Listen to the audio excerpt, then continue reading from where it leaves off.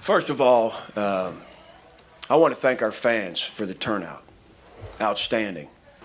We've got the greatest fans in America. Showed up here in Atlanta, and, from the walk into the stadium and all game long, they were outstanding. So thank you for those that made the trip. And we'll need you Saturday night in Lane Stadium. So, disappointed in the outcome, and there's no pats on the back. Too many self-inflicted errors, untimely penalties, dropped balls at the wrong time, not good enough in the red zone. You got to have touchdowns down there, and then to give up. And I don't want to take it away from their players to give up the punt return and the deep ball after making them earn it after that first series, making them earn everything they got, which is a really good team, making them earn it to go into the fourth quarter down by 2 points and then give up those two plays. We got some things to clean up, and we will. We got to be a better team, and we can be. Plenty of positives tonight, and you guys can look at the stats. You know what they are. We did some good things. We just got to grow from this. The penalties are disappointing.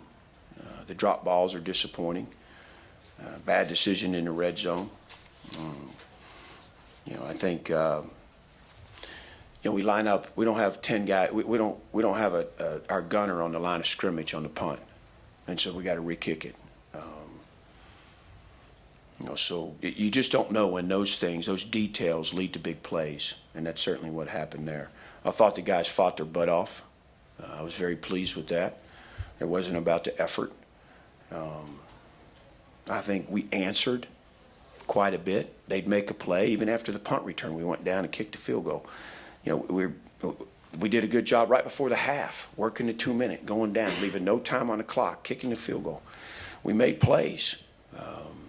But, we'd make a big play, and then we'd have the penalty. It would bring it back. We had them 2nd and 25, and we let that run get out of there. For the most part, the run defense was pretty good. Sellers made he made some plays, which he's going to. He did against everybody last year. But, I think we got to be better than that ourselves. Questions? Questions for Coach. We'll start in front with Andy.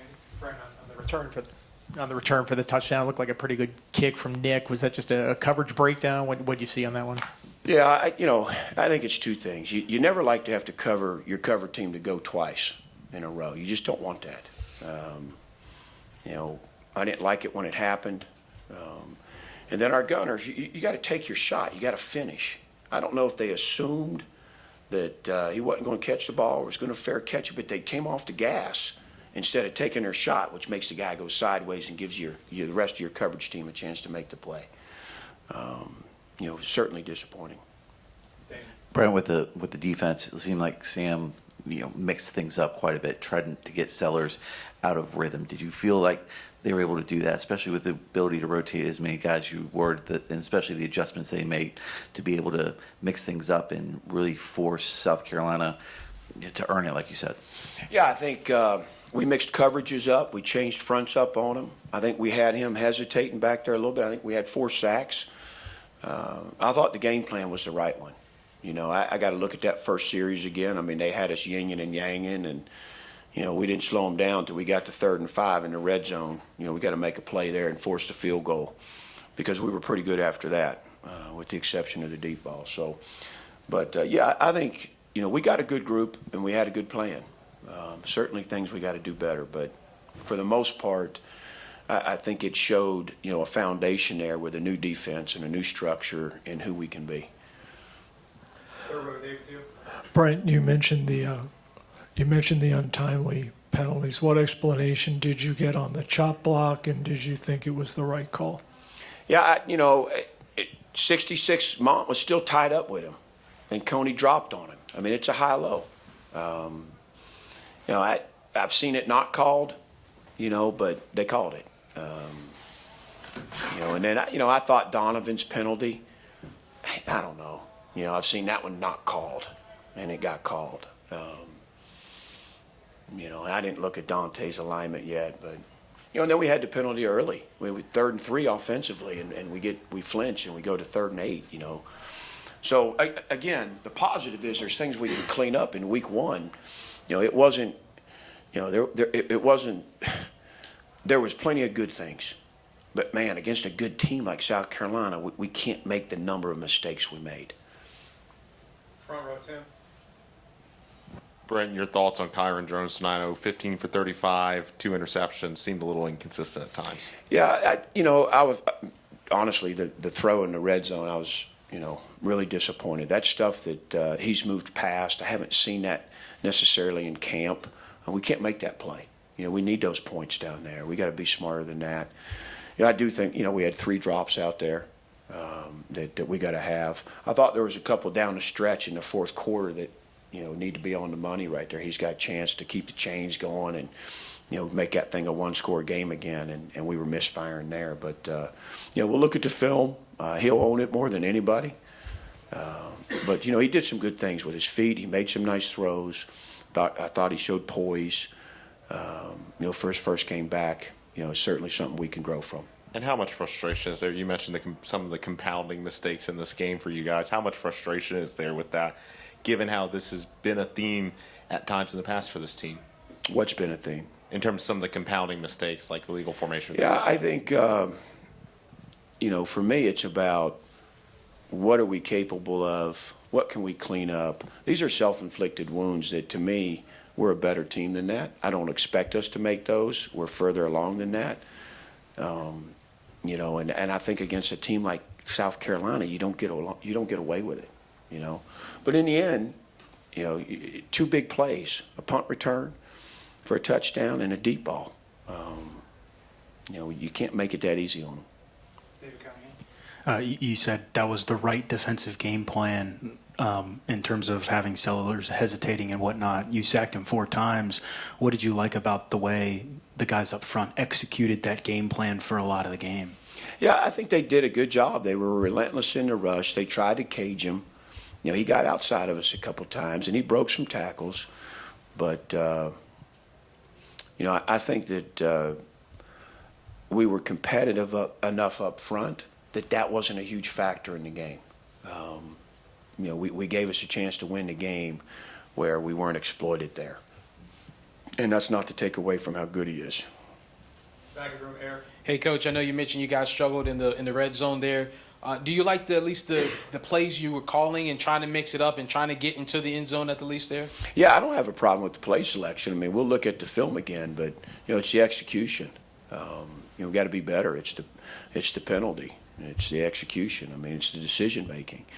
And we've doubled down on our work in the red zone, so that makes it even more frustrating. We've invested more time there.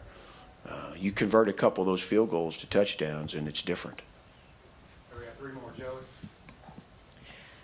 Coach, so by the sound of it, down towards halftime, the game plan was to run the clock out. Why not go for a touchdown there, considering you get the ball back on the second half and you have a chance to essentially double dip if you can score on both times? Oh, no, we were trying to score a touchdown. Don't get me wrong. Of course we were.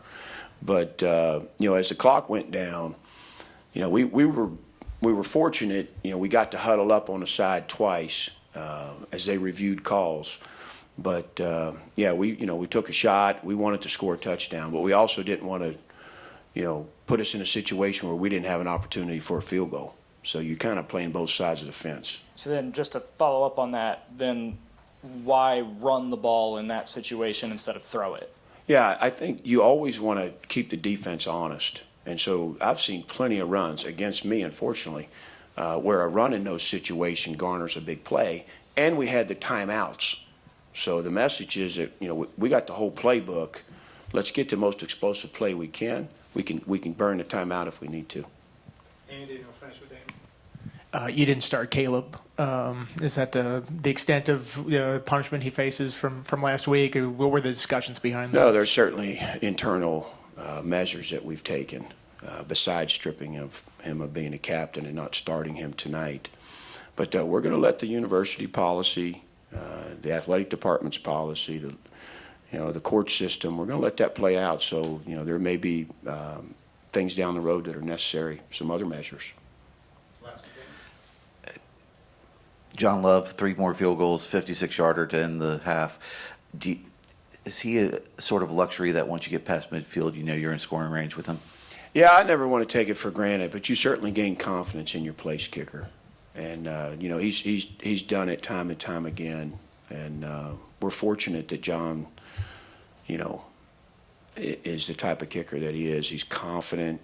He wants the opportunities. And he, honestly kept us in the game with those field goals. Thanks, Coach. All right, thanks, everybody. Kamari, what allowed you guys to, up front, be so efficient for so much of the game, sacking him 4 times and really kind of wreaking havoc for a good chunk of the game? I think that our coaching, Coach Price did a really good job recruiting. We have like 3, 4 deep we can rotate, so our guys were fresh and we just went in and we've been doing all fall camp. We've been making plays, and Coach tells us all the time we just got to go out there and then play our type of ball, and that's what we did the first 2 quarters. David, to you. Kamari, obviously a difficult start for the defense. What were the discussions like along the sideline, just in terms of attitude and more so strategic adjustments to Sellers in the offense? Wait, can you repeat that question? Just wondered how you guys adjusted after South Carolina on that first drive went right down the field and scored. Oh, yeah. I feel like we just had to get adjusted to the game. It was a big-time game. I don't know exactly what happened. We got to go to the drawing board and see, but I think we adjusted, and the first 2 quarters you can see, man, our defense, we got something special. I think we just got to go back to the drawing board and figure it out. Coach Pry was in here and said no pats on the back after a game like that. And what is the general mood in the locker room after a game that was pretty tight through 3 quarters, but ultimately ended with a loss? Yeah, man. I mean, the first 2 quarters, man, we thought we were going to win. So everybody on the team is hungry. Like, we just hungry for to be a good team, man. We know Virginia Tech, the legacy that Virginia Tech has. So no one was happy in the locker room. No one wanted to pat on the back. We got to come in. We got to work because we have a great team. And I feel like we just got to just go to the drawing board and get better. And that's it. Tim, and then Daniel. It's the first time we've really seen Emmett Laws in an extended way. He had chipped in on a couple of sacks. What were your thoughts on his performance? I feel like he was balling, and he's been doing that all fall camp. And we know Emmett can make a lot of plays. We've been saying this for the past 2 years. Laws, he's a difference maker, and we can put him in. He's a part of rotation, and we know like we can put anybody in the game, and they can go make a play. So he has like 2 to 3 more years left. So he's definitely gonna be one of the people that you're gonna have to watch out for. And Brent mentioned in here that there were a lot of self-inflicted errors, untimely penalties, things like that got in the way tonight. How much frustration is there about some of those little things stacking up? It's very frustrating, but I mean you can't control it. All we can do is go back to the drawing board, see what we got to fix, and use it as momentum for Vanderbilt. Daniel. Kamari, what was the sideline like after their punt return touchdown? It seemed like you guys stayed in it, kept in it, and then what does that punt return do for you guys? What we said was just like control we can control. Like us as a D-line, we can only do so much. So what we were saying was like control we can control. And I mean, it is what it is. It hurt like seeing that, but we just got to do better. That's it. It seemed like the adjustments you guys made throughout the game, different types of fronts, different personnels. How much of the playbook did you guys utilize, or is there a lot more still left out there that you guys haven't shown yet? I don't really want to say too much on that because I know Vanderbilt watching, but I'm gonna say our coach Cephas, he does a real good job of letting the D-line get one-on-ones. That's one thing I can credit on. And when he came in for spring ball, I knew that this defense that we were playing, it would be different because they don't know what we're doing, like honestly, because playing so many fronts, doing so many things, it's hard to guess or like anticipate what we're gonna do. So that's one thing I can credit our defensive coordinator for. Kind of on that topic, did it feel like out there at times that you guys were kind of catching them off guard with some of the stuff you were doing up front? Oh yeah, I'll say the TFL I had, I slanted into like the backside A gap. I don't think they expected it at all. So that's one thing I can say. When we talked to Kelvin leading up to this, he talked about just how important kind of caging Sellers was, and you guys sacked him 4 times and forced 6 punts in the game and had that safety. I mean, you feel like you guys did a really good job of, obviously not the results you want, but winning that battle up front and not letting that kind of control the outcome of the game?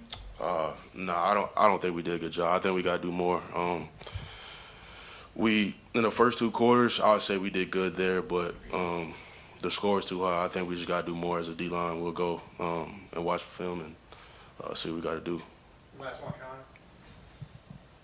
Kamari, just looking back on last year, injuries are not fun, and having that itch to get back on the gridiron is definitely something that grew. What is it like to finally get back on the turf and to play with your guys? It feels great. You know, I got hurt last year in my 4th game. I was like the 50 tackle on the rotation. Like a lot of football is just waiting your turn. So I just stayed hungry, tried to learn what I can from the guys out around me. We had like 40 tackles that went to the NFL. So I just learned what I could.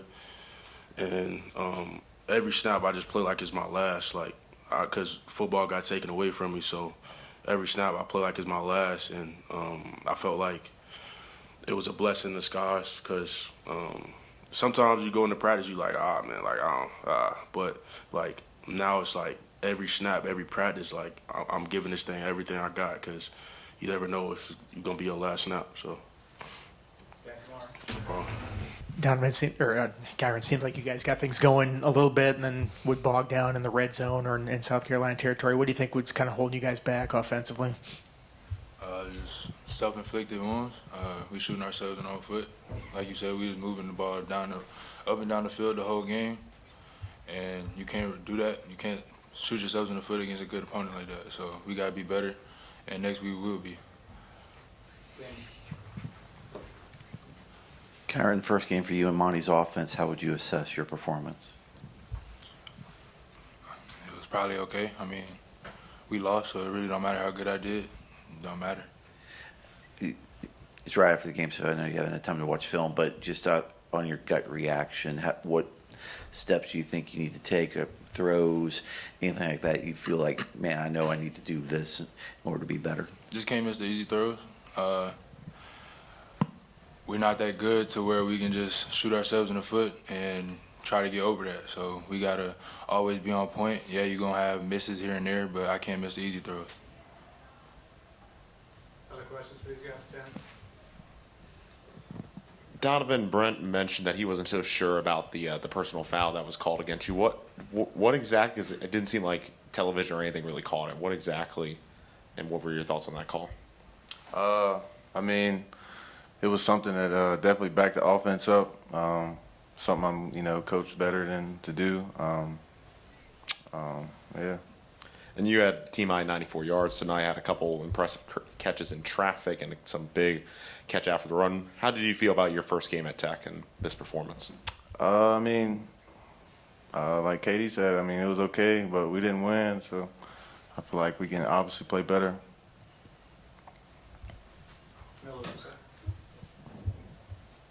Kyron, we saw a lot of fade routes versus press man coverage, and Donovan, that ended up working out for you guys. Was that something that you were really focusing on this offseason and working on? We didn't see a ton of it last year, and is that something we can expect to see throughout the season?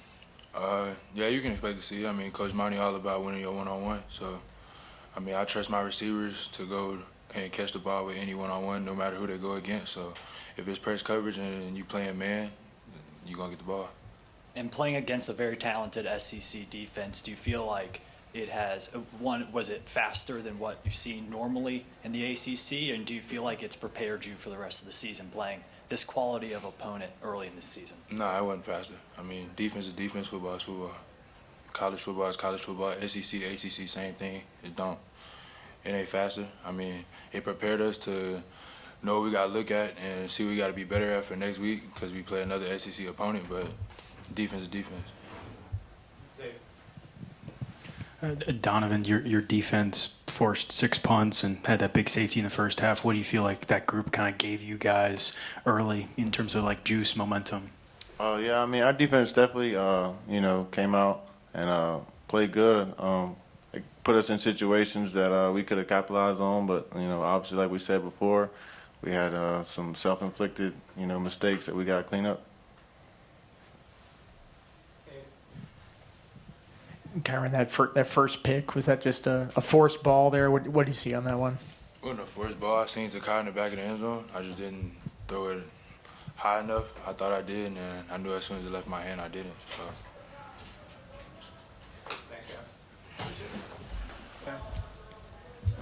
Emmett, take us inside what happened on that safety there when you and Kelvin took down Sellers early in the first half. So basically, I just got off the ball and then just contained. Like, you got to keep Sellers contained, and that's what just the whole D-line, we was working on that the whole week. So, I mean, that's definitely what I did right there. 3 tackles, including you were involved on a pair of sacks tonight. Your thoughts on your first performance and kind of outside the bowl game, kind of significant snaps? I feel like I'm just getting started. Like, yeah, for sure. Kamari wasn't here. He said he felt like you guys at times really caught South Carolina off guard with kind of the stuff you were doing up front. Do you feel the same way? Yeah, I definitely feel that. What did that kind of allow you guys to do in terms of gaining advantage and kind of pinning your ears back and going right at Sellers? Mm-hmm. Can you ask that one more time? My fault. Just catching them off guard. How did that kind of allow you guys to pin your ears back and just kind of attack? Yeah, it definitely does. I mean, yeah, just that exactly what you said. Yeah. What we did. Emmett, leaps and bounds over where we saw you in the bowl game back in January in terms of pressures and actually finishing. Where have you grown the most from where you ended last season to how you started this year? I definitely say I grew, definitely just the little details and the keys of just playing D-line, things like that. And I really had to work on that before the bowl game and just all last year. And leading up to the game now, definitely I got with that on the offseason. Were there players last year? You had so many graduate students, redshirt seniors who were there. Did they help you out? And has anyone from this team been instrumental in helping you in your development? Oh, yeah, definitely. What's that, FUB? I mean, APR, all them old guys back then. Fuga, I mean, they definitely played a big part on just developing me and giving me that grit. And a guy on this team definitely is KG, Kamari. All my guys really just push me and make me better. How fun was it to play in a rotation? I think you guys had like 11 or 12 guys rotate between, inside and edge. How fun is it to be part of a group like that where you can have so many different types of fronts and you're able to rotate so many different guys? I feel like it's great. I mean, we work hard in the off season and just this whole time building up to that, and we definitely, it feel good to have a break, So yeah, and not be tired. South Carolina obviously had that opening drive where they marched down the field, but it seemed like pretty much after that you guys were able to really contain Sellers outside in that offense outside of a couple moments. What shifted from that first drive to the rest of the game? It was definitely the little things. I mean, coming in the game, we amped up. We just trying to find the flow, and we found the flow, and then the whole game, we basically shut them down. So yeah. Kamari Copeland, I know, has overcome a lot with the injuries last year. 5 tackles after all the buzz that he had. It seemed to deliver tonight. Your thoughts on what he did? He's we call him Hawk. He really a strong guy. I mean, he makes plays. I mean, he's explosive. He's really that guy. What's the biggest difference now you have a game with Sam Cephas leading that defense? What's the biggest difference you've noticed with him? He's just smart. Like, he just knows like when to call a play, and he's nice. He's really, really good, for sure. Back in the Emmett, Lenoris Sellers, excuse me, is a very elusive quarterback, and I've seen the celebrations y'all had with getting the safety and containing him a little bit. Even though a loss is a loss, what is kind of the team chemistry between you and the rest of the guys on the front line? Yeah, it's really tight. I'm gonna be honest, because I remember when we went to it's called Clater Lake, and we had like a little campsite is what we did. We was there camping and really just doing workouts in the woods, you know. So that really brought everybody together and everybody like, you know, on the same page, and the brotherhood on this team is really strong. And I really noticed that from last year and, you know, just me playing football like the previous years. So yeah. Last one, Dave. In the second quarter, Elijah Fall had that big strip sack on Sellers. What did you see on that play, and what has he kind of provided for you guys as a transfer? Yeah, I mean, he's really good, and he made a really good move and made a big play in a big ball game, you know, and that's what big players do, and he's going to be a big player, and he is a big player, to be honest. Yes.